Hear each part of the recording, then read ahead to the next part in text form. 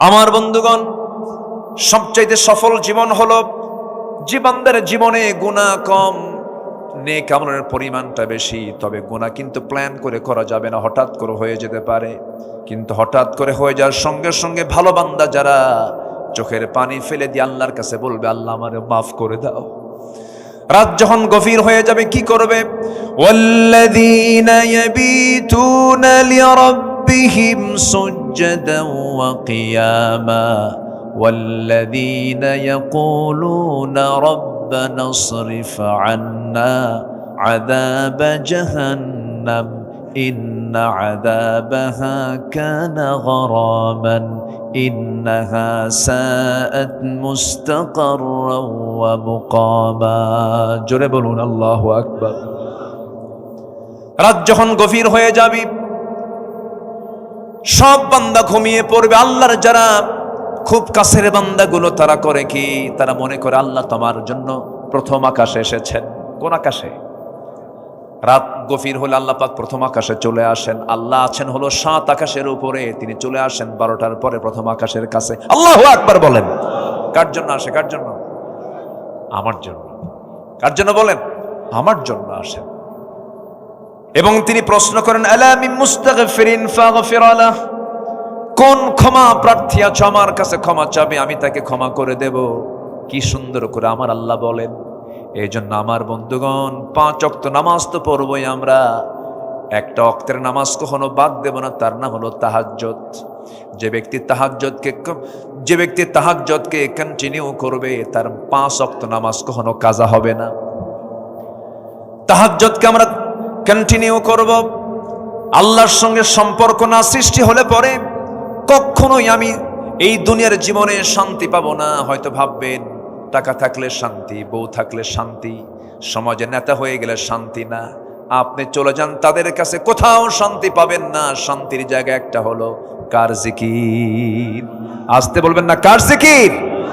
আল্লাহ রাব্বুল আলামিন বলেন, ওয়ামান আ'রাদা আন যিকরি ফাইন্না লাহু মাঈশাতান দানকা ওয়া নাহশুরুহু ইয়াওমাল কিয়ামাতি আ'মা قال رب لم حشرتني أعمى وقد كنت بصيرا।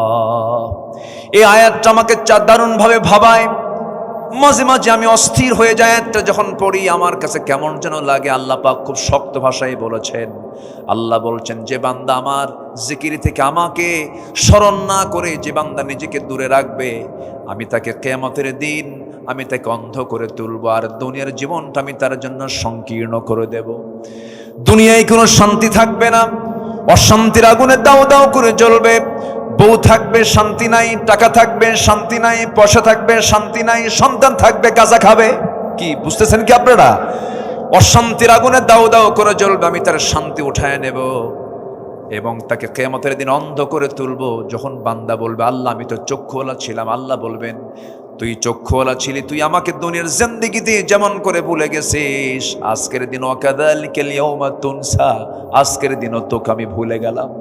আল্লাহ যদি সেই দিন ভুলে যান, শুধু বিপদ না মহাবিপদ, শুধু বিপদ না মহাবিপদ, মহাবিপদ হয়ে যাবে। সেই মহাবিপদ থেকে বাঁচার জন্য আমার আল্লাহর জিকিরটা কখনো এক মুহূর্তের জন্য বাদ দেওয়া যাবে না। একজন খলিফার কথা হঠাৎ করে মনে হয়ে গেল। সেই খলিফার নাম হচ্ছে ওমর ফারুক রাদিয়াল্লাহু তাআলা আনহু। কয় নাম্বার খলিফা? বলেন কয় নাম্বার? কয় নাম্বার? 2 নাম্বার খলিফা ছিলেন। বহুদিন আগে, আজ থেকে 20 বছর হবে প্রায়, এক মাহফিলে বললাম, ওমর ফারুককে চিনেন কে? সামনে দিকে একজন দাঁড়ায়, ছোট্ট একটা ছেলে দাঁড়ায়, বলল যে আমি চিনি। কে? আমাদের বাড়ির দোতলায় ভাড়া থাকে। আমাদের দোতলায় ভাড়া থাকে। এটা কি ভাড়া থাকে ওমর? আমি ছোট্ট ছেলেটাকে বললাম, তুমি 100তে 100 পাইছো, তোমার বুদ্ধি যত দূর উত্তরও তত দূর। এই ওমর তো সেই ওমর নন, অর্ধ জাহানের খলিফা, যার ব্যাপারে মহাত্মা গান্ধী বলেছেন, ভারতের মহাত্মা গান্ধী পর্যন্ত বলতে বাধ্য হয়েছেন, অশান্ত পৃথিবীকে শান্ত করার জন্য মুসলমানদের মতো একজন ওমর দরকার পৃথিবীতে। আল্লাহু আকবার। আর সেই মুসলমান আজকে Mao Tsetung, Karl Marx, Lenin, secularism, ন্যাশনালিজমকে কেমন করে গ্রহণ করে? মুসলমান কখনো মানব রচিত আইনকে বিশ্বাস করতে পারে না। আমরা ইসলামকে প্রতিষ্ঠা করতে চাই, কোন ব্যক্তির দলকে আমরা প্রতিষ্ঠা করতে চাই না। আমরা ব্যক্তি পূজা করতে আসিনি দুনিয়াতে, আমরা আল্লাহর ইবাদত করতে এসেছি। আমরা 16 বছর শুধু ব্যক্তি পূজাই হয়েছে। পার্লামেন্টে দাঁড়ায় শুধু 10 মিনিট ধরে আমি স্মরণ করছি কুতকুতানি সুলকানি কাউজানি। স্মরণ করবো কাকে? স্মরণ করবো কারে? আল্লাহ। আল্লাহ ছাড়া আমার কেউ আছে? আল্লাহ ছাড়া কেউ আমার আছে? কেউ নাই। পৃথিবীর সব স্মরণ মাইনাস হয়ে যাবে। ছেলে আমার আপন না, মেয়ে আমার আপন না, বাপ মা ভাই বোন যা কিছু দেখছি সব এগুলো প্রতারণা। একদিন মরে যাব, সব আমাকে ভুলে যাবে, আমিও সবাইকে ভুলে যাব। পৃথিবীর সব কিছু ভুল, পৃথিবীর সব কিছু মুছে যাবে, কিন্তু যিনি আমাকে কখনো ভুলবেন না, ভুলতে পারেন না, তিনি কখনো আমাকে ছাড়বেনও না, তিনি আমার। চিল্লায় বলুন কে? আমাকে বেশি সবচেয়ে ভালোবাসেন কে? চোখ চালায় দেন কে? কান চালান কে? মুখ চালান কে? হাতটা চালান কে? পাটা চালান কে? এই বডির মধ্যে যে রক্তগুলো আছে, রক্তগুলো সুন্দর করে ছাকায় দেন কিডনি দিয়া, তিনি আমার কে? মালয়েশিয়া সফর ছিল, এক বন্ধু আমার, নাম মমিন নাম। সালাম দিলাম, বন্ধু কেমন আছো? হাতটা ধরি, দেখি কবজির এখানে একটা মেশিন লাগানো। বললাম, বন্ধু এটাকে মেশিন এখানে কেমন যেন করে, কি হয়েছে? সে কেঁদে ফেললো। কেঁদে ফেলে বলছে, শত কোটি টাকার মালিক আল্লাহ পাক আমাকে বানিয়েছেন, কিন্তু 2টা কিডনি আমার নাই। আমি আল্লাহকে বলি, আল্লাহ সব সম্পদ তুমি আমার থেকে নিয়ে নাও, কিডনি 2টা ভালো করে দাও। সপ্তাহে তাকে 4 দিন হসপিটালে যেতে হয়, কিডনি ডায়ালিসিস করার জন্য যেতে হয়, ডায়ালিসিস মেশিনে নিতে হয়।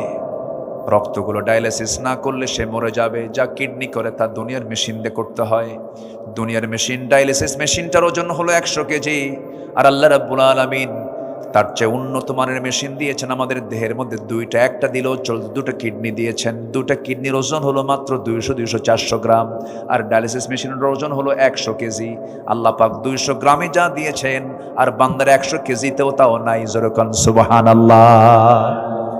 যদি এমনটা হয়ে যেত, যদি এমনটা হতো, আল্লাহ আমাকে দুনিয়া থেকে পাঠায়া দিলেন, যা তুই দুনিয়াতে যা, এরপর আকাশ থেকে 100 কেজি 2টা কিডনি পাঠায় দেব।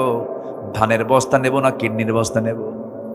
কত বেকায়দা হয়ে যেত। আল্লাহ বলছেন, বান্দারে এমন সুন্দর করে সৃষ্টি করেছি, তোর বডির মধ্যে সব প্ল্যান করে সুন্দর মতো ব্যালেন্স করে বানায় দিয়েছি।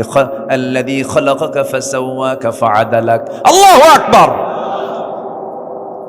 এই যে চোখ, এই যে কান, এই যে নাক, এই যে গলা, ইএনটি ডাক্তারের কাছে যান নাটোরে।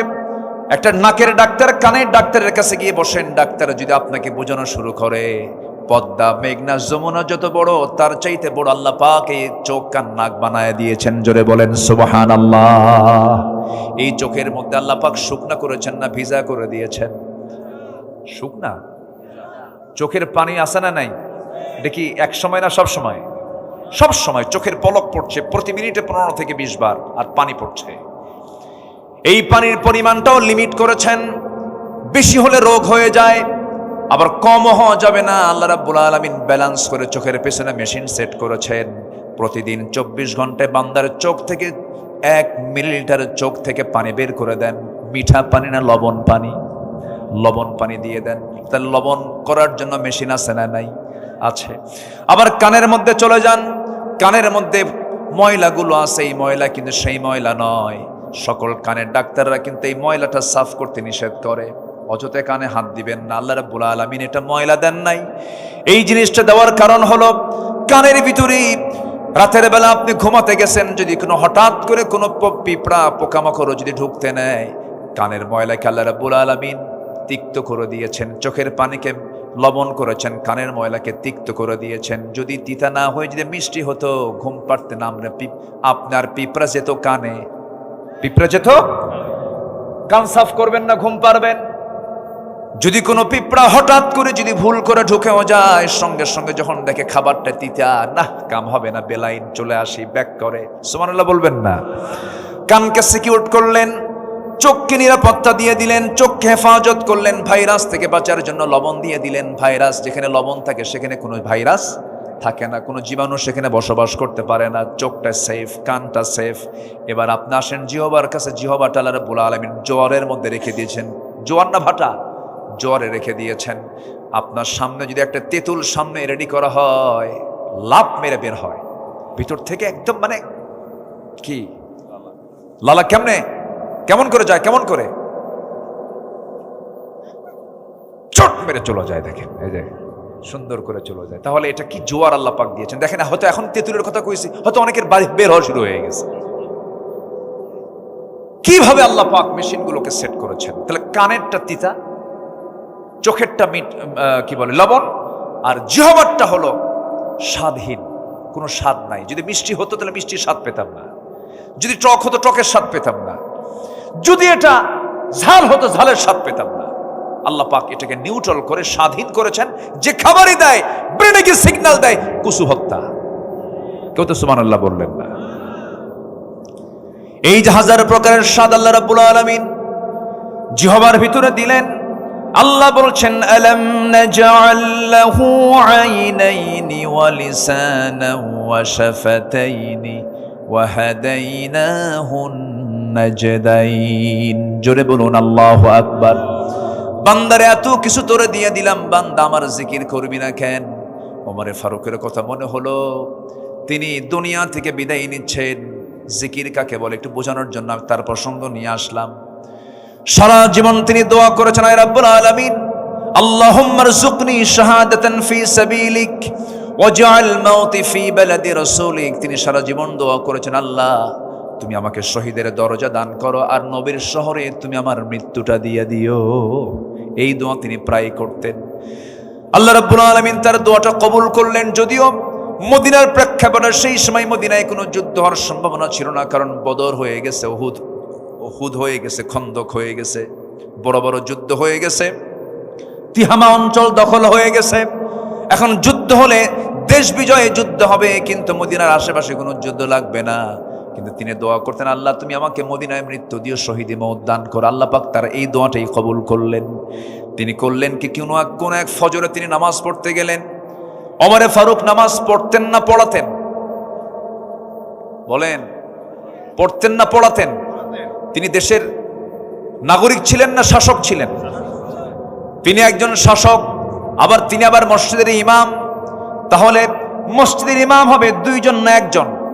বলেন, দুইজন না একজন? যিনি শাসক হবেন তিনি ইমাম হবেন। আমরা সামনের শাসককে আমরা ইমামওয়ালা শাসক দেখতে চাই, ঠিক কিনা? এই এক বাক্যের মধ্যে বহু সিগন্যাল আছে। আমার কথা কি বোঝা গেল? বোঝা গেল? বোঝা গেল? বিগত সময়ে দেখেছি কি বক্তব্য। আগামীকাল ঈদুল আজহার জানাজা নামাজ, শোনেন নাই? শোনেন নাই? এগুলো শোনেন নাই? পার্লামেন্টে এমপি কারি সাহেব যায় নাই, তেলাওয়াত করার দায়িত্ব দিছে স্পিকার। যে কেউ তো নাই, কারি সাহেব আসে না, আপনি কি তেলাওয়াত করেন না, এমপি কি তেলাওয়াত করতে দিছে? কেল হে আল্লাহ হে হে, শয়তান কই তোরছে আমার তেলাওয়াত ভালো আছে। এই সমস্ত অযোগ্য নেতৃত্বের মুখে আমরা জুতা মারি, থুতু মারি। রাগ করছেন? রাগ করা যাবে না। ভুল বারবার করা যাবে না। ভুল বারবার করলে বিপদ হয়ে যাবে। ভুল আর আমরা করব না। জোরে বলি ইনশাআল্লাহ। আকলমন্দ ইশারা বা আরশাদ। সচেতন ব্যক্তির জন্য ইঙ্গিতগুলোই যথেষ্ট, বেশি কিছু লাগে না। একটু বুঝি, আমরা বোঝার চেষ্টা করি। আচ্ছা বলেন তো, আপনার ইমাম যদি গাঁজা খায়, আপনি কি নামাজ পড়বেন তার পিছনে? আপনি বলবেন আমি না হয় মদ খাই, হুজুর কেন গাঁজা খায়? ইমামকে কত কি দেখি আমরা। ইমামের দাড়ি ছোট হলে বলে হুজুরের তাকওয়া ঠিক নাই, দাড়ি ছোট ফাসেক হুজুর। কি ঠিক কিনা বলেন? আচ্ছা, একটা ইমামের মাথা থেকে পা পর্যন্ত সব অনুবীক্ষণ যন্ত্র দিয়ে দেখি হুজুরের কোনো দোষ আছে কিনা। তাহলে নামাজের ইমামকে যদি আমরা এতটুকুন দেখি, সমাজের যারা নেতা হবে তাদেরকে দেখার দরকার আছে না নাই? সবগুলো যখন নির্বাচন আসে, এত দরবেশ হয়, মাথার চুল দেখা যায় না, টুপি সাদা টুপি, সাদা পাঞ্জাবি, সাদা পায়জামা, দাড়ি খোসা খোসা কদম ফুলের মতো, আতর 4-5টা লাগায়, ঘাড়ের উপর একটা হাসি রুমাল নিয়ে গাম যায় নামাজ হাতে নিয়ে আসরের নামাজ 5 বার পড়ে। আছে না নাই? সম্মানিত ভাইরা, আমরা নামাজ পড়বো একদিন না সব দিন? আমরা নামাজ পড়বো একবার না 5 বার? আমরা নামাজ পড়বো সারা বছর না সারা বছর একদিন? সারা বছর। কয়বার নামাজ হবে দিনে? বলেন, দিনে রাতে কয়বার? 5 বার। আমার বন্ধুগণ, ওমরে ফারুক রাদিয়াল্লাহু তাআলা আনহু একদিকে শাসক, আরেকদিকে ইমাম। ফজরের নামাজের সময় হয়ে গেছে, তিনি নামাজ পড়াতে যাচ্ছেন। নামাজে দাঁড়িয়েছেন, মুসল্লায় তিনি দাঁড়িয়েছেন, নামাজ শুরু করে দিয়েছেন। প্রথম রাকাত হয়ে গেছে, দ্বিতীয় রাকাতে নামাজ পড়তে নিয়ে হঠাৎ করে রুকুতে গেলেন। এক শত্রু এসে তার ডান দিকে এসে তার পেটের মধ্যে চাকু ঢুকায়া দিল। যখন বিষ মিশ্রিত চাকু যখন ঢুকায়া দিয়েছে, বিষাক্ত চাকু যখন ঢুকায়া দিয়েছে, তখনও তিনি ধরাশয়ী হন নাই, সতর্ক হয়ে দাঁড়ায় গেছেন। কিন্তু বুঝে ওঠার আগে আবার তাকে ধরে তল পেটে 2টা স্টেপ মেরে দিয়েছে। ভুঁড়ি আংশিক বের হয়ে গেছে ওমর ফারুক রাদিয়াল্লাহু আনহু। তিনি আর নিজেকে নিয়ন্ত্রণ করতে পারলেন না। রক্তাক্ত অবস্থায় তিনি মসজিদে নববীর ভিতরে পড়ে গেলেন। যখন তিনি পড়ে গেলেন, এই সময় সেন্স ছিল না, কয়েক ঘন্টা সেন্স ফিরে পেলেন। সকালবেলা হয়ে গেল, চোখটা মিলেই দেখেন তার কলিজার টুকরার সন্তান আব্দুল্লাহর সামনে দাঁড়ানো। আব্দুল্লাহকে দেখে বলছে, আব্দুল্লাহ রে কান্দো কেন?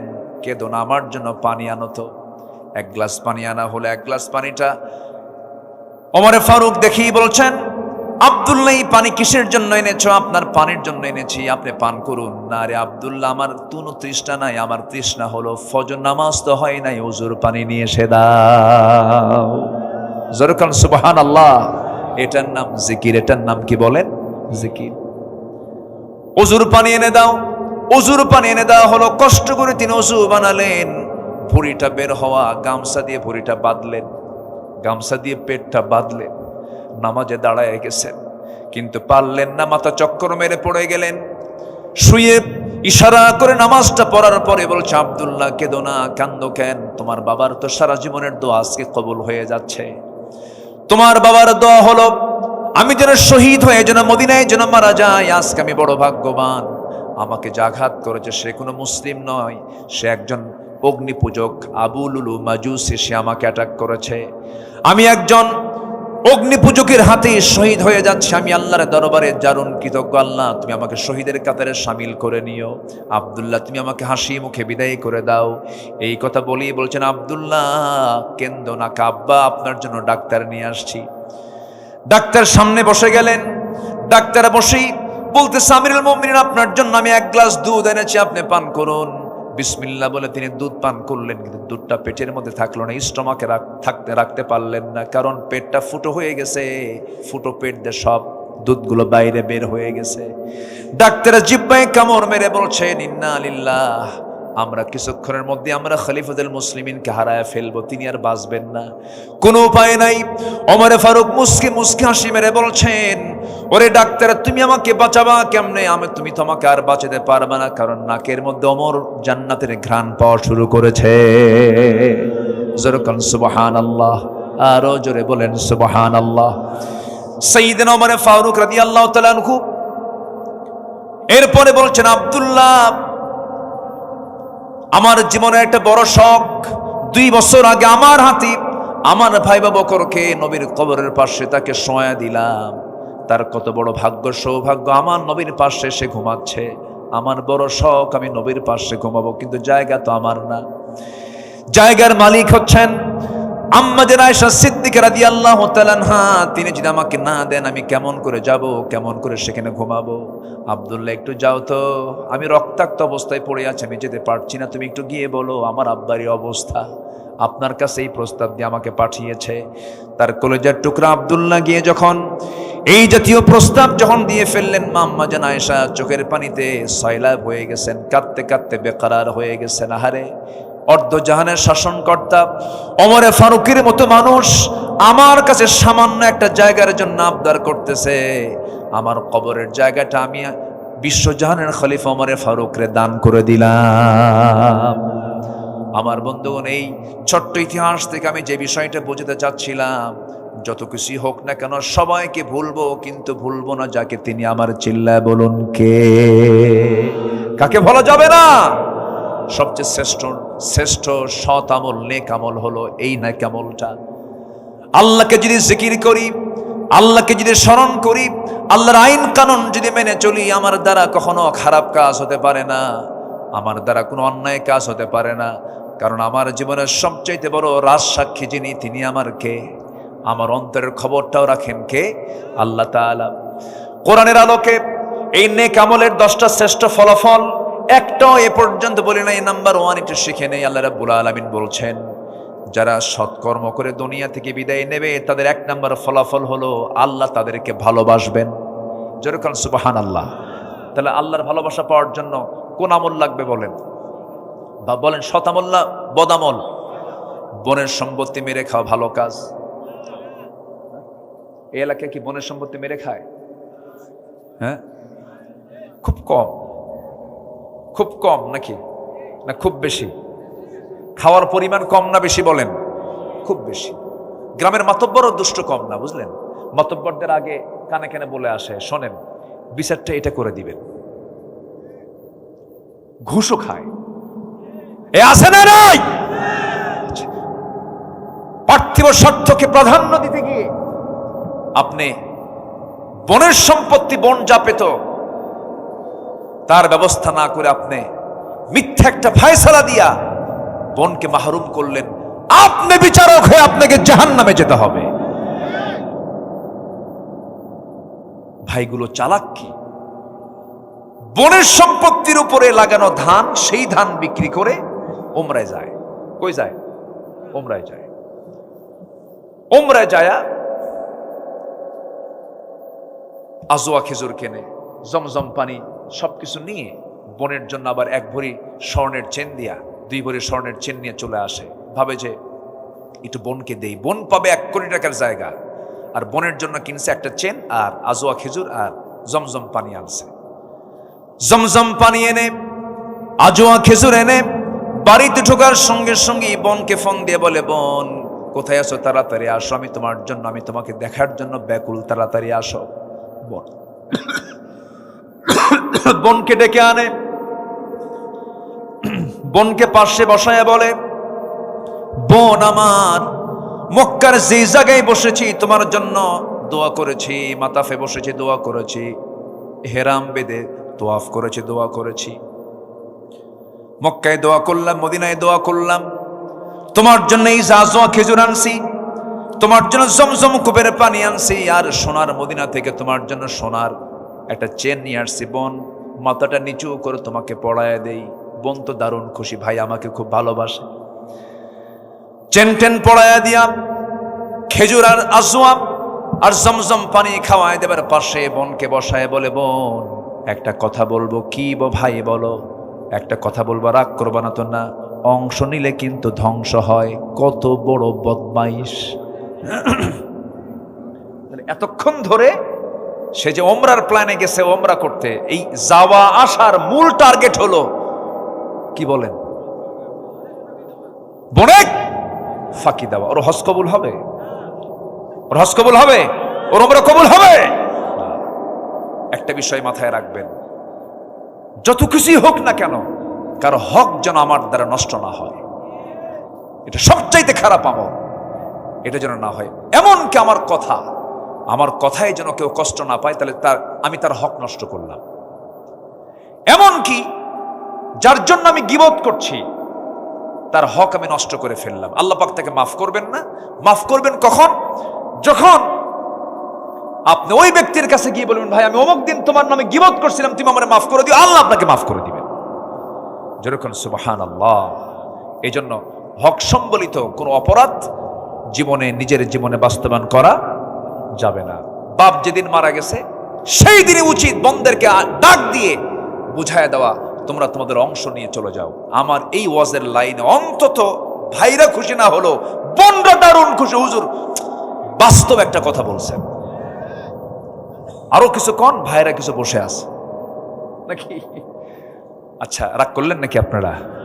সুদের বিরুদ্ধে কথা বললাম, এটাও তো একটু ডিসফেভার হতে পারে। আবার বোনের সম্পদ বুঝা দিতে বললাম। নেকামল, তো আজকে আমার সাবজেক্ট হচ্ছে নেকামল। তো নেকামল করতে গেলে যেটা বদামল, এগুলো খুঁজে বের করার দরকার আছে না নাই? আচ্ছা, এই কথাগুলো শুধু আপনি শুনছেন না, এই কথাগুলো এখানে প্রায় অনেকগুলো চ্যানেল আসছে। এমনকি এখানে যতগুলো চ্যানেল আসছে, অনেক 2-4টে টেলিভিশনে এতগুলো চ্যানেলে এত প্রচার হবে না। এই অনুষ্ঠানটা, এই প্রোগ্রামটা হয়তো আগামী 3-4 দিনের মধ্যে কোটি কোটি মানুষের কাছে আমার এই আলোচনাগুলো চলে যাবে। সম্মানিত ভাইয়েরা, নেক আমল আমার আপনার জন্য সবচাইতে বড় পুঁজি। এই পুঁজিটা আমরা অবশ্যই মরার আগে কামাই করব না মরার পরে? মরার আগে। আমার বন্ধুগণ, নেক আমল করলে কি হবে? 1 নাম্বার, আমরা আল্লাহর ভালোবাসার প্রিয় পাত্র হয়ে যাব। মহান রব্বুল আলামিন সুন্দর করে বলছেন, ওয়া আনফিকু ফি সাবিলিল্লাহ ওয়া লা তুলকু বিআইদিকুম ইলাত তাহলুকা ওয়া আহসিনু ইন্নাল্লাহা ইউহিব্বুল মুহসিনিন। জোরে বলুন আল্লাহু আকবার। 2-1 করে লোক উঠতেছেন আমাকে না বলে। হ্যাঁ, আমি কি করব? দোয়া করে দেব নাকি? যে যাচ্ছেন কেন? রাতও হয়ে গেছে বেশি, একটু বসেন। আমি সবার কাছে করজোরে মিনতি জানাই, একদম বিনীত সুরে আমি বলতে চাই, দয়া করে আর কেউ উঠবেন না। আপনি ওঠা মানে কি জানেন? মাহফিলের শৃঙ্খলা কি রক্ষা হলো না ভঙ্গ হলো? ভঙ্গ হয়ে গেল। এটা কিন্তু খেলাফ, আদবের খেলাফ। আমি যোগ্য কেউ না, আমি নিজেকে খুব আমি মনে করি আমি অযোগ্য, আমার সেই যোগ্যতা নাই, নগণ্য হলাম আমি আল্লাহর। কিন্তু আমাকে আপনারা চেয়ারে বসায় দিয়েছেন, তাহলে আমি এই মঞ্চে